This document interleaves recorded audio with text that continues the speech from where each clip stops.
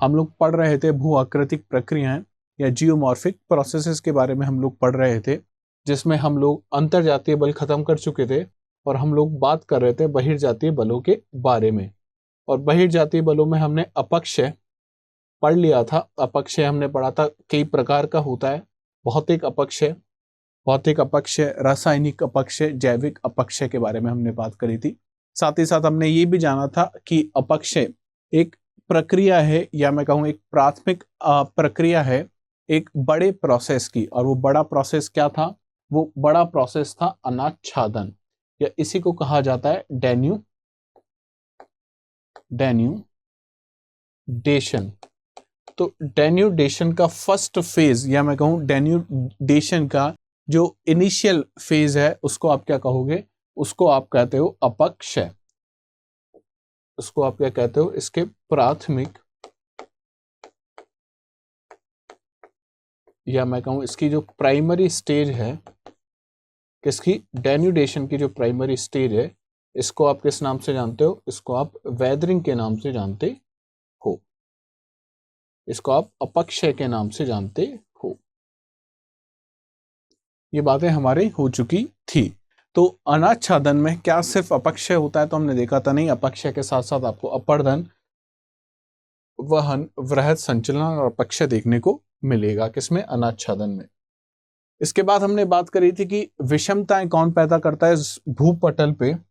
इस भूपटल पे जो विषमताएं पैदा करता है वो है अंतरजातीय बल, या मैं उसको कह सकता हूं वो कौन सा बल है? Endogenetic force. अंतरजातीय बल है वो।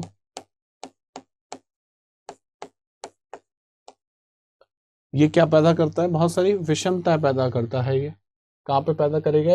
भूपटल पे बहुत सारी विषमताएं पैदा करता है। और इस विषमताओं को दूर करने का काम कौन करता है? तो हमने देखा था इन विषमताओं को दूर करने का काम करता है एक्सोजेनेटिक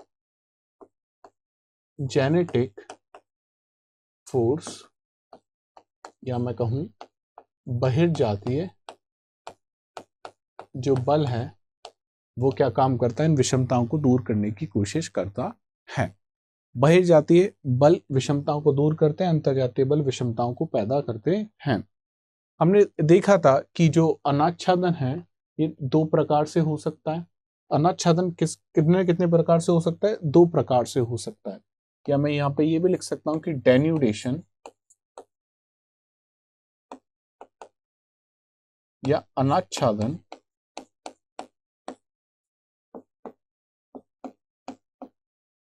इसके दो भाग आपको देखने को मिलेंगे। कौन कौन सा? पहला स्टैटिक, दूसरा डायनेमिक। स्टैटिक और डायनेमिक, या मैं कहूं कि जो अपने ही स्थान पे रह के हो रहा है वो कैसा है? वो स्थैतिक है, वो स्टैटिक है। और इसका उदाहरण आपको कौन सा देखने को मिलेगा? इसका उदाहरण आपको पता है वो क्या है? अपक्षय आपको देखने को मिलेगा। इसका उदाहरण आपको देखने को मिलेगा वेदरिंग। वहीं पे आप देखोगे डायनेमिक का आपको उदाहरण कौन कौन से देखने को मिलेंगे? डायनेमिक के उदाहरण आपको देखने को मिलेंगे अपर्दन। अपर्दन के बाद आप कह सकते हो वृहद संचलन। ये दोनों किस चीज के उदाहरण है? ये दोनों उदाहरण है किसके? डायनेमिक के, जहां पे गति आपको देखने को मिलेगी। इसके बाद हमने बात करी थी कि अपक्षय क्या होता है या वेदरिंग क्या होती है। तो हमने देखा था कि ऐसे कारक, कौन कौन से कारकों की हमने बात करी थी? हमने बात करी थी मौसमी कारकों की और जलवायविक कारकों की।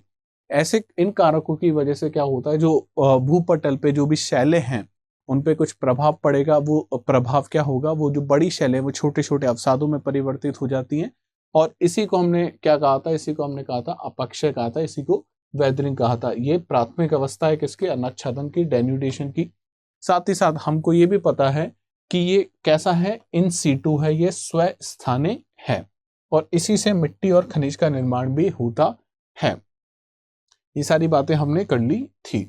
इसके बाद हमने देखा था अपक्षय या वेदरिंग को कितने भागों में विभाजित किया जा सकता है। अपक्षय और वेदरिंग को हमने 3 भागों में विभाजित किया था। किसको 3 भागों में विभाजित किया हमने? अपक्षय को।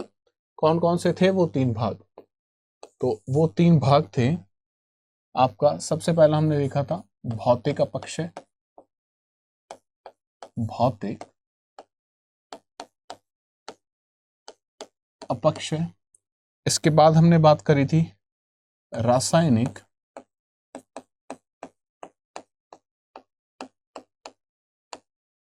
अपक्षय, तथा हमने बात करी थी जैविक अपक्षय के बारे में।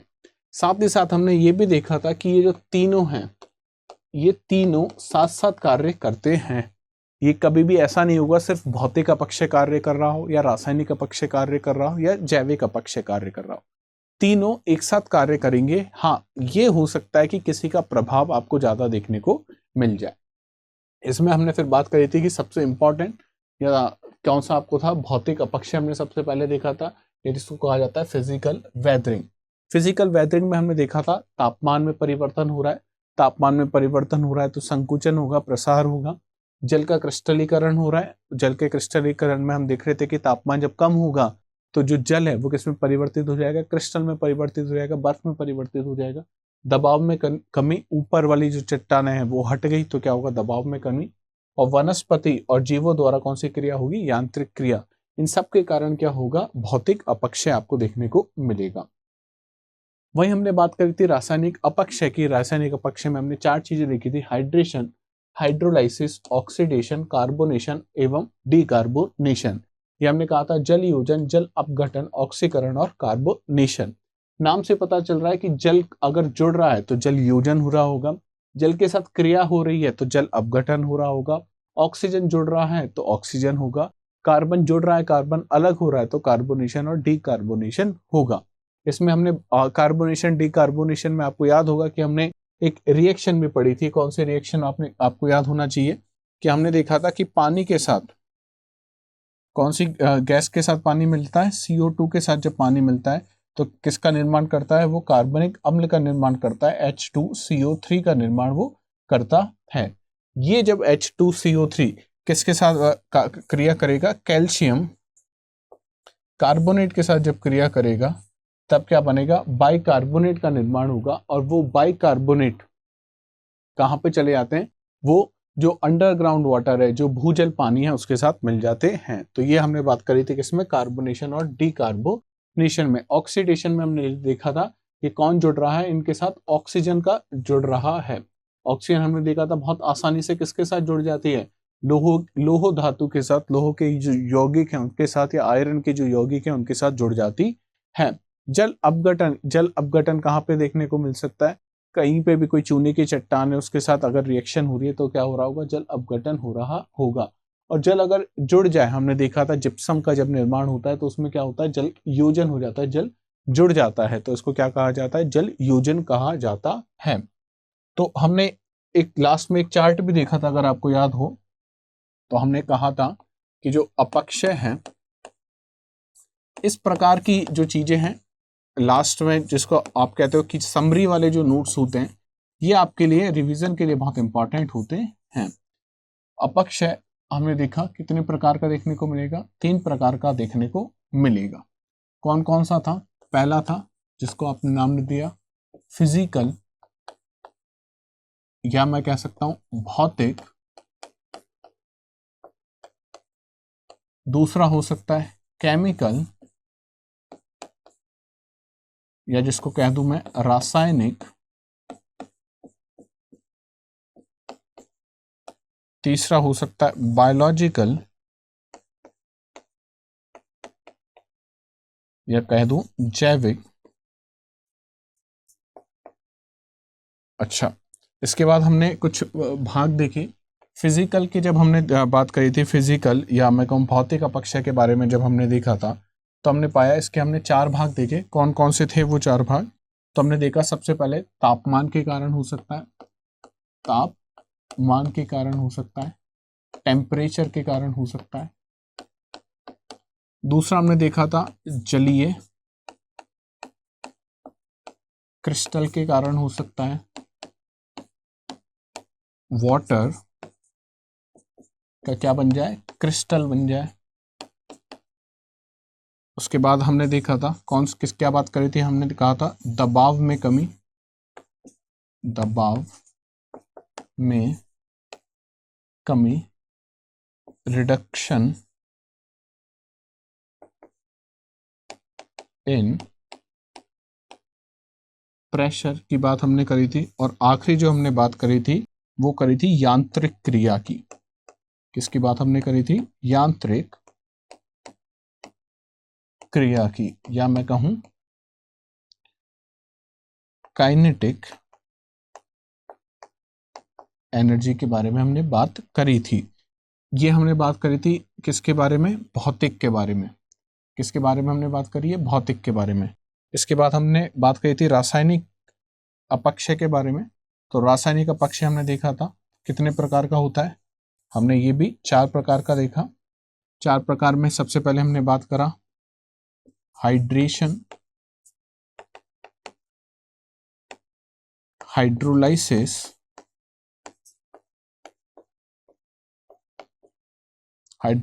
हाइड्रेशन। इसके बाद हमने बात करी ऑक्सीडेशन। इसके बाद हमने बात करी कार्बोनेशन, और कार्बोनेशन के साथ एक और शब्द हमने देखा था, कार्बोनेशन के साथ ही साथ कार्बोनेशन एंड डीकार्बोनेशन। जल योजन, इसको कहा जा सकता है जल योजन, जल अपघटन, ऑक्सीकरण,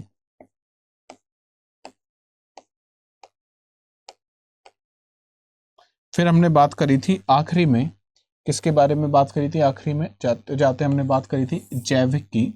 ये किसके कारण हो सकता है, ये पेड़ों की जड़ों के कारण हो सकता है। कुछ छोटे जानवर जैसे चूहे, केंचुए, या मैं कहूँ दीमक, ये सब क्या करेंगे, बिलों का निर्माण करेंगे। और मनुष्य के द्वारा भी जब खेती की जाती है तो क्या होता है, अपक्षय होता है। तो इस प्रकार का आपको एक पेज में इस तरह की समरी होनी चाहिए आपके पास। इसके बाद आगे की और जब हम बढ़े तो हमने बात कर ली थी जल योजन की, हाइड्रेशन की हमने बात कर ली थी। उदाहरण के लिए आपको पता ही है जिप्सम का निर्माण हमने कर लिया था। आज आगे की ओर जब चलेंगे हम लोग, तो आज हमको बात करनी थी अपर्दन और निक्षेपण के बारे में। और मुख्यतः हम यहाँ पे मैं आपको बता दूं किसके बारे में बात करेंगे, हम अपर्दन के बारे में। अपर्दन हमारा फोकस रहेगा। अपर्दन को अंग्रेजी में कहा जाता है इरोजन। निक्षेपण को कहा जाता है डिपोजिशन। हमने ये बात करी थी कि अगर शैल जो है अपने ही स्थान पर रह के शैल क्या हो, टूटना शुरू कर दे, तो स्व स्थाने उसका क्या होगा, अवसाद उसके बनना शुरू हो जाएंगे। उस चीज को आप क्या कहोगे, अपक्षय कहोगे। लेकिन अब क्या होगा अगर शैल किसी माध्यम से गति करना शुरू कर दे। शैल कैसे गति कर सकती है, मान लीजिए शैल पानी में गिर गई, नदी में गिर गई, तो क्या होगा, नदी का जो पानी है शैल को आगे ले जाएगा। शैल जहां पे थी वहां पे बहुत तेजी से हवाएं चलने लगी, शैल आगे गति करना शुरू कर देगी। शैल के साथ साथ जो शैल के पीछे जो कोई ग्लेशियर था, कोई हिमानी था, वो गति करना शुरू कर दे तो शैल भी गति करना शुरू कर देगी। तो इस प्रकार शैल क्या कर सकती है, गति कर सकती है। अब मानिए ये जो शैल है जब गति कर रही थी तो ये किसी ना किसी चीजों से टकराएगी। जब टकराएगी तो क्या होगा, टकराने के कारण बहुत छोटे छोटे हिस्से हो जाएंगे, एक्सीडेंट में बहुत छोटे छोटे हिस्से हो जाएंगे, अवसाद बन जाएंगे। इसी चीज को हम लोग क्या कहते हैं, इसी चीज को हम अपर्दन कहते हैं। अपर्दन के अंतर्गत अनाच्छादन की वह यांत्रिक, इंपॉर्टेंट चीजें यहाँ पे यांत्रिक एवं रासायनिक, तो यहाँ पे दोनों चीजें हो रही है, यांत्रिक और रासायनिक। लेकिन मैं बात करूं जब हमने अपक्षय की बात करी थी तो क्या यहाँ पे यांत्रिक होगा अपक्षय में, तो अपक्षय में यांत्रिक नहीं होगा। क्या अपक्षय में रासायनिक होगा, तो हमने देखा था रासायनिक अपक्षय होता है। प्रक्रिया सम्मिलित है जिनमें अपर्दन के कारकों के द्वारा, अपर्दन के कारक कौन कौन से हो सकते हैं, अपर्दन के कारक हो सकते हैं बहता हुआ जल हो सकता है, या भूमिगत जल हो सकता है, या हिमानी हो सकता है, या वायु हो सकती है। ये सब क्या है, ये है अपर्दन के कारक, एजेंट ऑफ इरोजन इनको कहा जाता है, के द्वारा भूतल को काटकर या बहाकर मलबे के रूप में परिवहित कर निक्षेपित किया जाता है, ये कारक स्वयं भी अपरदन करने में सक्षम होते हैं। अब समझ पा रहे हो आप, शैल है, शैल किसी कारक के साथ बहते हुए आगे चली गई है, तो इस चीज को आप क्या कहोगे, इस चीज को आप अपरदन कहोगे, और आगे जाके क्या होगा, उनका निक्षेपण होगा, एक जगह वो इकट्ठे हो जाएंगे।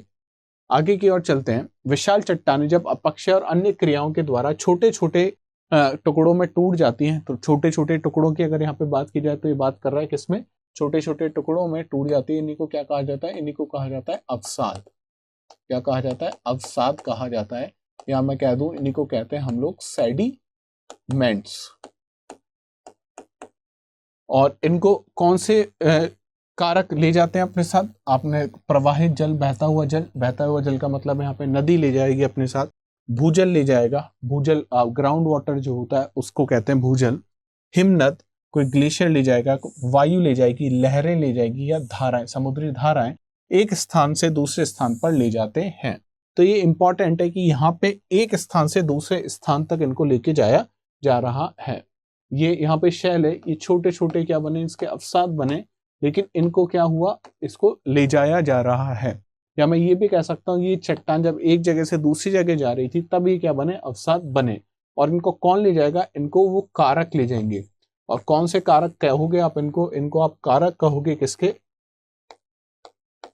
अपरदन के कारक, अपरदन के कारक, इनको कहा जाता है एजेंट ऑफ इरोजन। क्या कहा जाता है इसको, एजेंट ऑफ इरोजन इनको कहा जाता है। बात करते हैं एजेंट ऑफ इरोजन में। सबसे पहले बात करें निक्षेपण क्या होता है, तो निक्षेपण किसका अंतिम परिणाम होता है, या मैं कहूं निक्षेपण किसका परिणाम होता है, निक्षेपण परिणाम होता है अपरदन का। अपरदन और अपक्षय के कारण क्या हुआ, चट्टानें छोटे छोटे भाग में परिवर्तित हो गई, अवसादों में परिवर्तित हो गई। अब आपको याद होगा कि बहिर्जातीय बल क्या करेंगे, विषमताओं को दूर करने का कार्य करेंगे। तो जहां पे बहुत ऊंचाई पे कुछ स्थित था, मान लीजिए पर्वत स्थित था, तो पर्वत का अपरदन ज्यादा हुआ, पर्वत पे जो स्थित शैलें थी उनका अपरदन अपक्षय ज्यादा हुआ। वो शैलों के अवसाद अब दूसरी जगह जाएंगे, मान लीजिए वहां से कोई नदी आ रही थी, नदी क्या करेगी, इसको आप ऐसे समझिए कि ये पर्वत था, पर्वत से क्या आ रही है, कोई नदी आ रही है, कौन आ रही है, पर्वत से आप देख रहे हो नदी बहती हुई आ रही है। जब पर्वत से नदी बहती हुई आ रही है तो आप पाओगे कि नदी में बहुत सारे आपको क्या देखने को मिलेंगे, नदी में बहुत सारे आपको अवसाद देखने को मिलेंगे। क्या देखने को मिलेंगे, अवसाद देखने को मिलेंगे। ये अवसाद आए कहां से, तो आपको पता है इन अवसादों को कौन लेके आया है, नदी लेके आई है। कहां से लेके आई है, पर्वत से लेके आई है। पर्वत पे क्या हुआ होगा, पर्वत पे अपक्षय हुआ होगा, और जब नदी अपने साथ शैलों को लेके आ गई तो इसमें आप पाओगे कि यहाँ पे और एक और कौन सी क्रिया हो रही है, यहाँ पे अपरदन की क्रिया भी हो रही है। और ये अपक्षय और अपरदन से क्या बने, अवसाद बने। ये अवसाद नदी क्या करेगी, जैसे नदी आगे बढ़ती जाएगी, नदी लास्ट में आपको पता हो, अगर नहीं पता है तो हम आगे भी पढ़ेंगे कि नदी किसका निर्माण करती है, नदी आगे चलने के बाद, नदी आगे चलने के बाद डेल्टा का निर्माण करती है। किसका निर्माण करती है, नदी डेल्टा का निर्माण करती है। तो नदी यहाँ पे किसका निर्माण कर रही है, नदी यहाँ पे निर्माण कर रही है डेल्टा का। जब नदी डेल्टा का निर्माण कर रही होगी तब नदी क्या करेगी, अपने साथ लाए हुए अवसादों को यहाँ पे जमा कर देती है। अब धीमे धीमे यहाँ पे अवसाद जब जमा होते जाएंगे तो आप पाओगे कि नदी अब डेल्टा यहाँ नहीं बनाएगी, नदी आगे डेल्टा बनाएगी। तो अवसाद कहाँ से लेके आई है, ये लेके आई है पर्वत से। तो पर्वत पे जो चट्टानें थी अब कहाँ पहुंच चुकी हैं, वो डेल्टा वाले क्षेत्र में पहुंच चुकी हैं। तो धीमे धीमे आप पाओगे कि यहाँ पे क्या हो रही है, इसकी जो ऊंचाई है वो धीमे धीमे कम होने लगी है। धीमे धीमे इसकी पर्वत की जो ऊंचाई है वो कम होने लगी है। तो अब आपको पता लग गया होगा ये अपक्षय, ये अपरदन या ये निक्षेपण की जो प्रक्रिया, इसमें निक्षेपण नहीं होता, हालांकि अपरदन और अपक्षय जिनको अनाच्छादन प्रक्रिया कहा जाता है, इसमें वृहद संचलन भी हम देखेंगे क्या होता है। ये सब किसका हिस्सा है, बहिर्जातीय बल का हिस्सा है। बहिर्जातीय का ये जो विषमता है इनको क्या कर रहा है, दूर कर रहा है। आगे की ओर चलते हैं। अपरदन कितने प्रकार का हो सकता है, जैसे हमने देखा था अपक्षय कितने प्रकार का हो सकता है, तो अपरदन भी दो प्रकार का हो सकता है। पहला भौतिक अपरदन और दूसरा रासायनिक अपर्दन। ये करीब करीब वैसे ही आपको देखने को मिलेंगे। अब भौतिक अपर्दन क्या होता है, या मैं बात करूं रासायनिक अपर्दन क्या होता है। मान लीजिए ये एक नदी है, क्या है ये, नदी है, बहता हुआ पानी है, इसमें शैल थी। अब शैल के कुछ चट्टान आप देख रहे हैं कहाँ पे हैं, पानी में घुले हुए हैं। ना तो ये पानी में नीचे हैं, तल पे नहीं देखने को मिल रही है, ना पानी की सतह पे देखने को मिल रहे हैं, कहीं बीच में लटके हुए हैं। कुछ टुकड़े ऐसे हो सकते हैं चट्टान के, कुछ टुकड़े आपको देखने को मिल रहे हैं तल पे आपको देखने को मिल रहे हैं। और तल पे जब नदी आगे की ओर बढ़ रही है, नदी मान लीजिए इस गति में आगे की ओर बढ़ रही है, तो ये टुकड़े लगातार तल से टकराने के बाद या तल से टकराते हुए आगे की ओर बढ़ रहे हैं। जब भी टकरा रहे हैं तल से और तल पे रखे हुए बाकी और अवसादों से जब टकरा रहे हैं, तो और छोटे छोटे हिस्से में टूटते हुए जा रहे हैं। उसके अलावा आप नदी में, आपको पता है जो पानी होता है, पानी में बहुत सारे क्या होते हैं, मिनरल होते हैं, पानी में बहुत सारे खनिज तत्व होते हैं। तो खनिज तत्व कहाँ से आए, कुछ शैलों से आए हुए होंगे, तो वो पार्टिकल भी होते हैं जो नदी के पानी में घुले हुए हैं। इसके बाद आप देखोगे कि यहाँ पे नदी के द्वारा उछल रहे थे ये अवसाद, और यहाँ पे भी ये, अब इनकी आकृति आप देख रहे हो कैसी हो गई है, छोटी हो चुकी है। तो इस प्रकार नदी में आपको बहुत सारे क्या देखने को मिलेंगे, अवसाद देखने को मिलेंगे, और नदी उन अवसादों को एक जगह से दूसरी जगह लेके जा रही है। तो नदी कर क्या रही है, नदी कर रही है यहाँ पे अपर्दन का कार्य। क्या कर रही है, नदी अपर्दन का कार्य कर रही है। और नदी क्या है, नदी अपर्दन का एक कारक है। ये बहता हुआ पानी क्या है, अपर्दन का एक कारक है। तो भौतिक अपर्दन की हम बात करें, पहले फिजिकल वेदरिंग की हम लोग बात करें कि क्या होती है फिजिकल वेदरिंग। ये नाम आपको दिख रहे होंगे, तो नाम आपको आगे जब हम लोग पढ़ते जाएंगे, जब एक एक डेफिनेशन हम इनकी देखेंगे, तब आपको बहुत अच्छे से समझ में आएंगे क्या होता है हाइड्रोलिक एक्शन, क्या होता है एब्रेशन, क्या होता है सॉल्यूशन, क्या होता है एट्रिशन। ये सब चीजें हम समझ में आएंगे। सबसे पहले समझते हैं अपघर्षण क्या होता है। अपघर्षण, अगर आप इसका नाम देखोगे तो नाम से ही आपको पता लग जाएगा कि यहाँ पे किसकी बात हो रही है, घर्षण की बात हो रही है। और अपघर्षण अंग्रेजी में से कहा जाता है कोरेजन। अब इसमें पहले वाली लाइन को छोड़ें, अपन पहले नीचे आए। ये पदार्थ संपर्क में आने वाली धरातलीय चट्टानों को घर्षण द्वारा काटते घिसते रहते हैं। इस क्रिया को अपघर्षण कहा जाता है। अब इसको समझने के लिए हम एक डायग्राम बनाते हैं, तब आपको बहुत अच्छे समझ में ये आ जाएगा। ये बहता हुआ पानी है, इसके ऊपर क्या है, ऊपर बहता हुआ पानी, या मैं कहूं ऊपर से यहां से क्या बह रही है, नदी बह रही है। ये क्या है, आपकी नदी है। नदी अपने साथ क्या लेके आई होगी, नदी अपने साथ अवसाद लेके आई है। क्या लेके आई है नदी अपने साथ, अवसाद लेके आई है। अच्छा जी, इस तल पे भी कुछ शैलें होंगी, तो यहां पे आप पाओगे कि यहां पे भी कुछ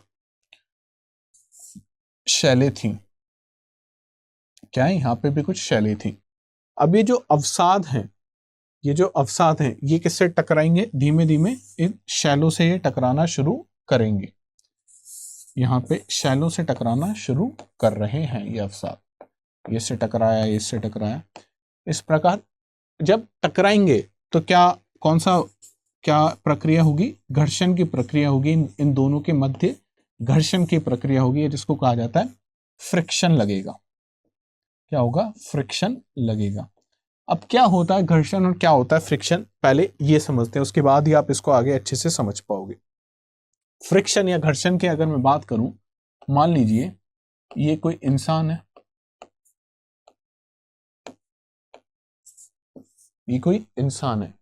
ये इस तरफ आगे की ओर बढ़ना चाहता है। तो जब हम आगे की ओर बढ़ते हैं तो हमारे पैर कहाँ जाते हैं, एक पैर आगे जा रहा है, दूसरा पैर पीछे की ओर जाता है। इसी प्रकार हम चलते हैं, हमने आगे पैर रखा, फिर हमने पीछे वाला पैर उठाया, फिर उसको आगे रखा, फिर पीछे वाला पैर उठाया। इसी प्रकार हम लोग आगे चलते हैं। तो जब हम आगे चलते हैं तो हम कर क्या रहे हैं, पृथ्वी को धक्का लगा रहे हैं, फिर पृथ्वी भी हमको धक्का लगाती है। न्यूटन का तीसरा नियम यहाँ पे कार्य करता है। तो पृथ्वी और हमारे बीच में, या पृथ्वी और इस इंसान के बीच में किस प्रकार का एक बल लग रहा होगा, घर्षण का बल भी लग रहा होगा। गुरुत्वाकर्षण का तो लग ही रहा है, एक घर्षण का बल भी लग रहा होगा। यह इसको और अच्छे से समझिए तो मान लीजिए ये धरातल है, इस धरातल पे ये संदूक रखा हुआ है। इस संदूक को आपको इस प्रकार खिसकाना है। कि इस और आपको खिसकाना है। अगर मैं इधर देखूं तो इसको आपको ईस्ट, पूरब दिशा में खिसकाना है, लेकिन इस पे एक बल लग रहा होगा जो अपोजिट, एकदम विपरीत दिशा में लग रहा होगा यहां पे। और ये जो बल होगा, ये कौन सा बल होगा? घर्षण का बल होगा। ये कौन सा बल होगा? ये फ्रिक्शन का बल होगा। आपने कभी सर्दियों में जब बहुत तेज ठंड लगती है तो हम क्या करते हैं? अपने हाथों को बहुत तेज तेज रगड़ने की कोशिश करते हैं। क्या होता है उससे? आप देखोगे कि अपने हाथ गर्म हो जाते हैं। क्यों हो जाते हैं वो गर्म? इस घर्षण के कारण बल वो गर्म हो जाते हैं। आप बहुत तेजी से, मान लीजिए कोई मशीन है और मशीन लगातार घूम रही है, और घूमते घूमते आपने क्या किया? वो खुरदरी मशीन है, अपना हाथ लगा दिया उस पर, तो आप देखोगे आपके हाथ की जो स्किन है वो हट जाएगी, वो छिल जाएंगे हाथ। ऐसा ही होता है। तो छिल क्यों पा रहे हैं? उसके पीछे भी एक घर्षण जिम्मेदार है। तो आप गाड़ी चला रहे हो और गाड़ी पे जब ब्रेक लगाते हो तो गाड़ी रुक जाती है, उसके पीछे भी कौन जिम्मेदार है? घर्षण जिम्मेदार है। तो आशा करता हूं मैं आप समझ चुके होंगे कि घर्षण क्या होता है या फ्रिक्शन फोर्स क्या होता है। अब इस घर्षण और फ्रिक्शन के कारण क्या होता है? जब शैलों के अवसाद जब एक दूसरे से टकराते हैं, और मान लीजिए इस प्रकार समझने की कोशिश कर लें, ये एक शैल है जो नदी घाटी में थी, और यहाँ पे वो छोटा अवसाद है। नदी आगे की ओर इस अवसाद को लेके जा रही है, और जब नदी आगे की ओर लेके जा रही है तो पीछे एक बल लग रहा होगा। कौन सा बल लग रहा होगा? घर्षण का बल लग रहा होगा। जब ये घर्षण का बल और इस अवसाद और शैल के बीच में जब घर्षण का बल लगेगा तो यहाँ पे आप पाओगे कि ये छोटे छोटे टुकड़ों में यहाँ से टूटना शुरू हो जाएगा, और इसी प्रकार ये जो शैल है ये भी टूटना शुरू हो जाएगी। इनके और क्या होंगे? इसके अवसाद बनना और शुरू हो जाएंगे। अवसादों के भी क्या बनने लग गए? अवसाद बनना शुरू हो गया। इसी को क्या कहा जाता है? इसी को कहा जाता है कोरेजन। इसी को क्या कहा जाता है? कोरेजन कहा जाता है। इसी को अपघर्षण कहा जाता है। अब आप समझिए, ये पदार्थ संपर्क में आने वाली धरातलीय चट्टानों को घर्षण द्वारा काटते हैं और घिसते रहते हैं। इस क्रिया को अपघर्षण कहा जाता है। तो अब मैं आशा करता हूं आप अपघर्षण की परिभाषा समझ गए होंगे। अपघर्षण की मात्रा इन पदार्थों की मात्रा एवं गुण तथा गतिशील कारक वेग पर निर्भर करता है। ये क्या कहने की कोशिश कर रहा है? ये कहने की कोशिश कर रहा है कि यहाँ पे अगर ये अवसाद कम है तो कम घर्षण लगेगा, अवसाद ज्यादा है तो ज्यादा घर्षण लगेगा। अवसाद बहुत तेजी गति से जा रहे हैं तो बहुत ज्यादा घर्षण का बल लगेगा। जब बहुत ज्यादा घर्षण का बल लगेगा तो अवसाद बहुत ज्यादा बनेंगे, बहुत ज्यादा टुकड़ों में टूट जाएंगे, या मैं कहूँ यहाँ पे बहुत ज्यादा अपघर्षण होगा। तो यहाँ पे यही बात करने की कोशिश कर रहा है। और इन पदार्थों को क्या कहा जाता है? छेदन यंत्र या ड्रिलिंग टूल। अब ड्रिल मशीन करते हैं, ड्रिल मशीन भी क्या कर रहा है? घर्षण के कारण ड्रिल करने की कोशिश कर रहा है। यहाँ पे ये जो अवसाद है ये भी किस तरीके से काम करते हैं? उस ड्रिलिंग टूल की जैसे कार्य करते हैं। तो इसको क्या कहा जाता है? इसको अपघर्षण कहा जाता है, इसी को कोरिजन कहा जाता है। अब ऊपर वाली डेफिनेशन या ऊपर वाला हिस्से में क्या लिखा हुआ है? अपर्दन के विभिन्न कारकों जैसे बहता हुआ जल, हिमानी वायु, सागरी तरंगे इत्यादि के साथ विभिन्न आकार के शिलाखंड, गोलाश्म, कंकड़, पत्थर एवं बालूकण आदि गतिशील रहते हैं। कैसे रहते हैं? गतिशील। अगर यहाँ पे आपने मान लीजिए गतिशील नहीं लिखा, गतिशील अगर नहीं होता तो क्या यहाँ पे घर्षण का बल लग पाता? तो आपको पता है कि अगर कोई वस्तु गतिशील नहीं है तो घर्षण उसमें आपको देखने को क्या होगा? नहीं देखने को मिलेगा। हालांकि फिजिक्स में हम पढ़ते हैं कि दो प्रकार के घर्षण होते हैं, जब वस्तु चलती है तब भी घर्षण, और जब वस्तु ठहरी हुई होती है तब भी घर्षण। लेकिन यहाँ पे जब अवसाद बन रहे हैं तो उसमें क्या होना चाहिए? गतिशीलता होनी चाहिए। अगर गतिशीलता नहीं है तो अवसाद नहीं बनेंगे। क्यों नहीं लगेंगे? क्योंकि घर्षण का बल वहां पे बहुत ज्यादा प्रभावशाली नहीं होगा।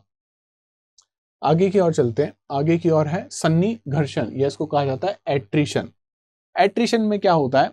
अपर्दन के विभिन्न कारकों के साथ अवसाद के छोटे छोटे रूप जैसे कंकड़, पत्थर, गोलाश्म आदि आपस में भी टकराते रहते हैं। आपस में भी टकराते रहते हैं, और इस क्रिया को क्या कहा जाता है? सन्नी घर्षण कहा जाता है। अब आपको वो वाला डायग्राम अच्छे से समझ में आ जाएगा।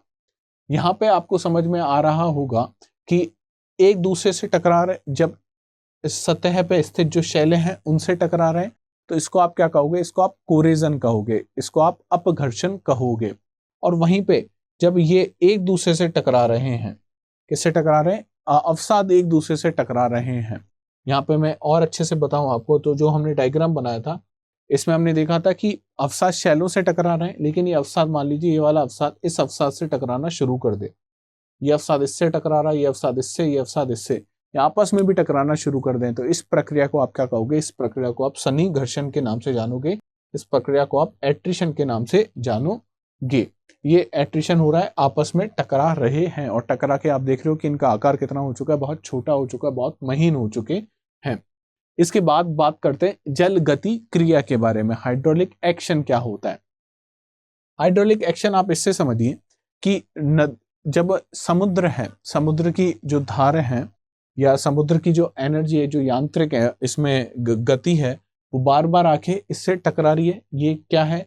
ये तट पे स्थित एक चट्टान है। जब बार बार इससे आके टकरा रही है तो आप पाओगे कि धीमे धीमे यहाँ पे क्या होगा? क्रैक बनना शुरू हो जाएगा। और अगर मान लीजिए कोई ऐसी चट्टान है जो पानी में घुल जाएगी, तो ये पूरा पोर्शन यहाँ से अलग हो जाएगा। ये पूरा पोर्शन जैसे अलग हुआ, अब ये जो आपको देखने को मिल रहा है ऊपर वाली चट्टान, इसके नीचे का क्या हुआ? बेस इससे अलग हो चुका है। जब बेस इससे अलग हो चुका है तो ये पूरा का पूरा इसमें गिर जाएगा। तो इसी चीज को क्या कहा जाता है? Hydraulic action. मैं बहुत बेसिक टर्म में अगर आपको समझाऊं तो आप ऐसे समझ सकते हो कि आपने अपने हाथ में एक पाइप ले रखा है और उस पाइप में से बहुत तेजी से पानी आ रहा है, बहुत प्रेशर के साथ पानी आ रहा है, और आपने उसको क्या किया? एक कच्ची दीवार जो अभी बनी है, जिसमें अभी अभी प्लास्टर हुआ है, उस दीवार की तरफ मोड़ दिया। तो जैसे आप उस पाइप को उस दीवार की तरफ मोड़ोगे तो पानी के प्रेशर के कारण क्या होगा? वहां पे जो प्लास्टर लगाया गया था, जो गीला प्लास्टर था, वो वहां से उखड़ना शुरू हो जाएगा। क्यों उखड़ना शुरू हो रहा है? वो इसी जल गति क्रिया के कारण हो रहा है, वो इसी हाइड्रोलिक एक्शन के कारण हो रहा है। ये हमेशा कब होगी? जब जल गति कर रहा होगा। इसीलिए नाम ही क्या है? जल गति क्रिया। अगर जल गति नहीं कर रहा होगा तो वहां पे आपको ये एक्शन इतना प्रभावशाली होते हुए नहीं देखने को मिलेगा।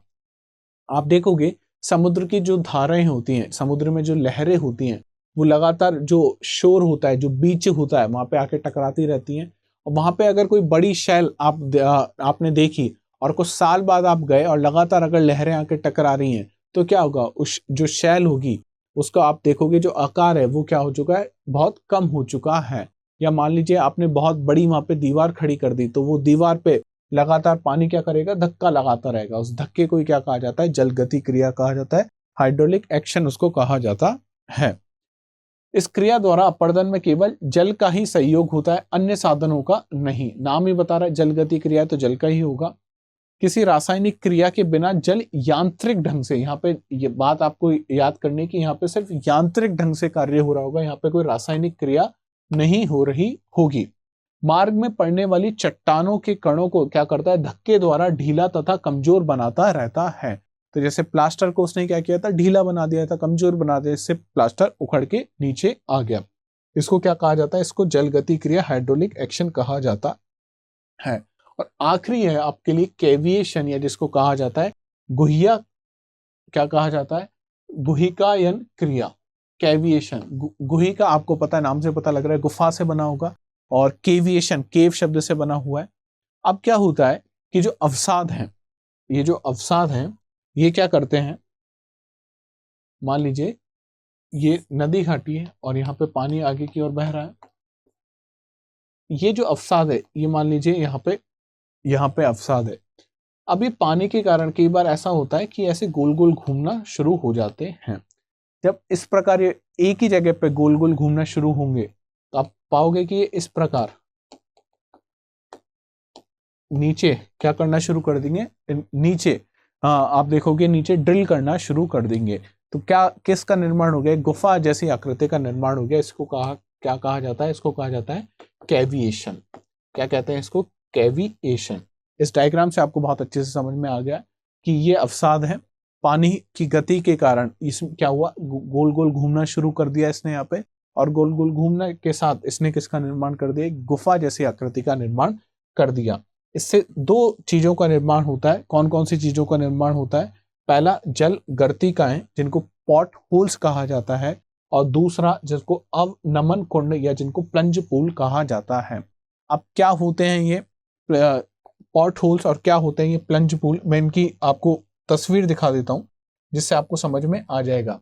तो ये तो जो आपने देखा ये है पॉट होल्स। क्या है ये? पॉट होल्स इनको कहा जाता है, जल गर्तिका इनको कहा जाता है। और ये आपको कहाँ देखने को मिलेंगी? ये आपको मुख्यतः ऐसी जगह पे देखने को मिलेंगी जहाँ पे पानी का जो बहाव है वो काफी तेज होगा, वहां पे आपको इस प्रकार की क्या देखने को मिलेंगे? पॉट होल्स देखने को मिलेंगे। और मान लीजिए ये क्या है? ये एक झरना है।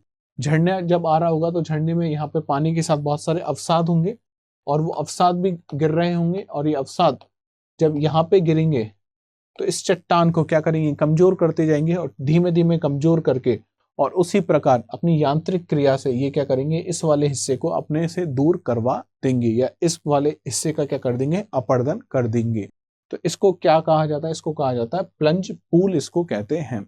हालांकि ये सब हम लोग आगे बहुत डिटेल में पढ़ेंगे, हमारा नेक्स्ट चैप्टर यही है स्थल आकृतियों के बारे में जब हमें पढ़ना है। तो अभी आप ये समझ लीजिए कि किससे निर्माण होता है प्लंज पुलों का, या किससे निर्माण होता है किसका? जल गर्तिकाओं का। तो उसको कहा जाता है गुहिकायन क्रिया, जिसको कहा जाता है कैविएशन। इसके बाद आगे की ओर चलते हैं, जिसको कहा जाता है अपवहन या डिफ्लेशन। अपवहन और डिफ्लेशन क्या होता है?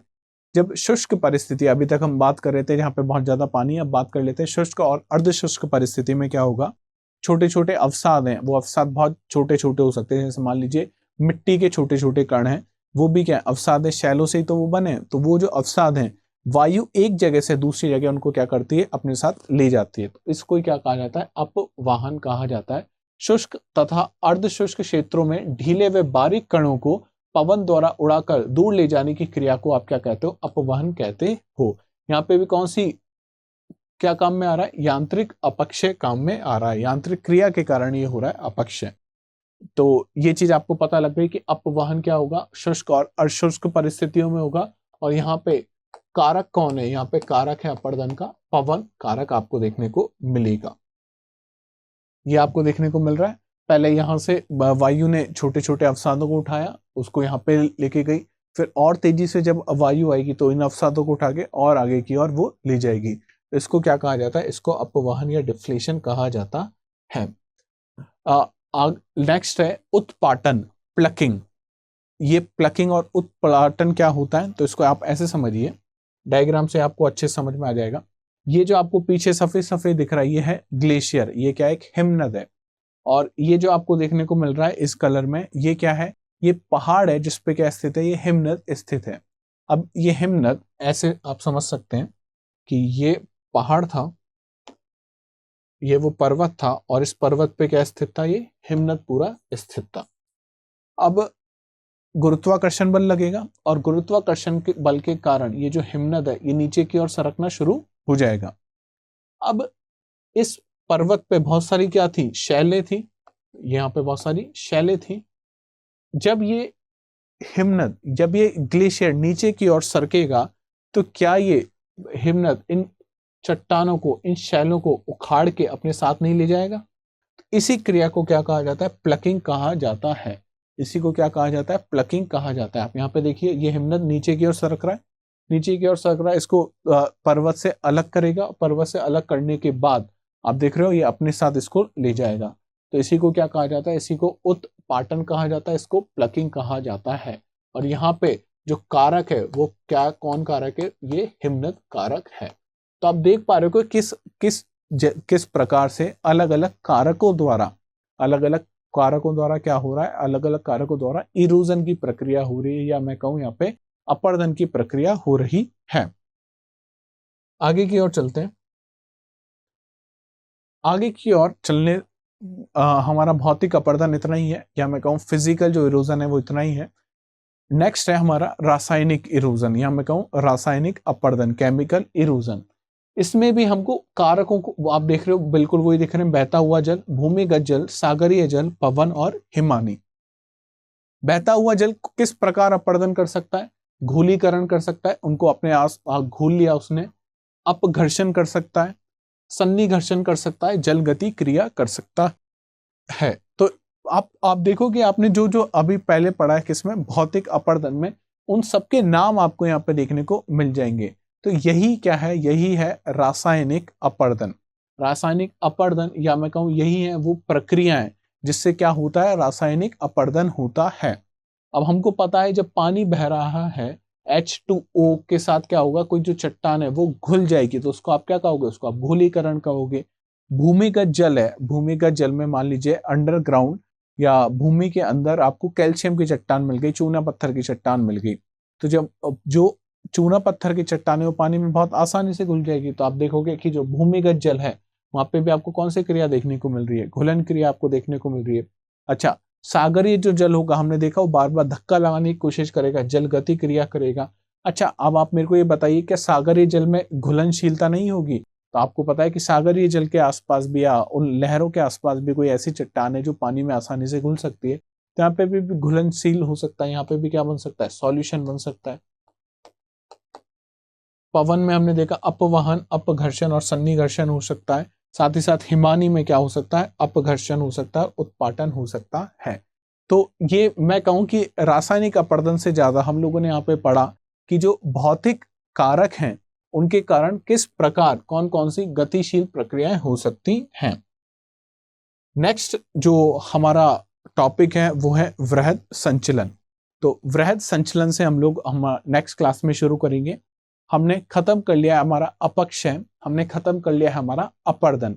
दोनों में सिर्फ आपको क्या करना है, आपको आधे आधे आपके पास जो पेज है, आपके पास एक पेज है मान लीजिए, इस प्रकार आपका एक पेज दिखेगा। इस पेज को दो भागों में विभाजित करना, ऊपर लिखना अपक्षय और नीचे आपके पास होना चाहिए अपरदन। और जो नाम है सिर्फ नाम और उन नामों के आगे उनके छोटे छोटे डायग्राम, यहाँ पे डायग्राम, इस प्रकार के नोट्स होने चाहिए आपके अपक्षय और अपरदन के। इसके अलावा और कुछ चीज की आवश्यकता नहीं है। आप मत सोचना कि मैं डेफिनेशन कैसे याद रखूंगा। अगर आपको नाम पता है और उसका डायग्राम पता है तो डेफिनेशन, उसकी परिभाषा आप अपने आप बना सकते हैं।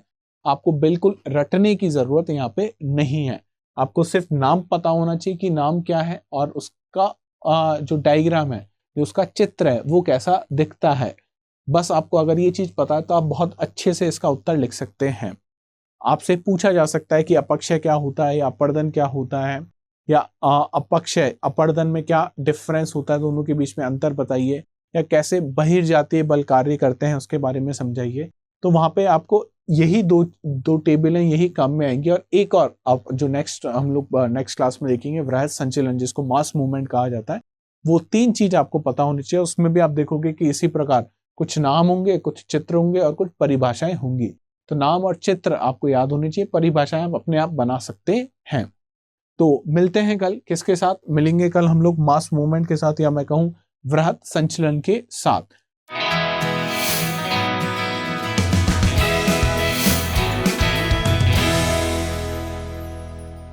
हिंदी में यूपीएससी की तैयारी से संबंधित प्रोग्राम्स को देखने के लिए सब्सक्राइब करें स्टडी IQ IAS हिंदी।